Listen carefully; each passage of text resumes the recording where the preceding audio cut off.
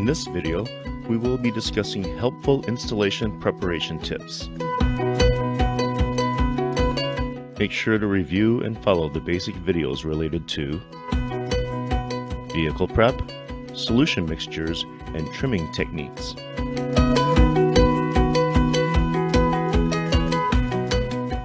To ensure a successful installation, set up an installation area that is safe and clean, free of dust, grease, and airborne particles.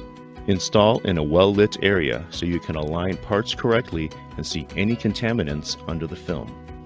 Avoid applying Scotchgard paint protection film in windy conditions, as wind may carry dust or other debris onto the adhesive, which may show through the film on the vehicle.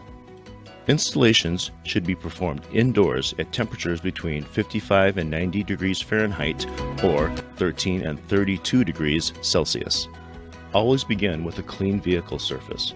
Use 3M general purpose adhesive cleaner or a citrus-based cleaner along with a lint-free cloth to eliminate any tar, wax, or other substances.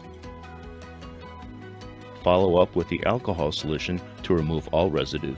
Be sure to remove or extinguish all sources of ignition when handling solvents and follow other precautions on the product labels.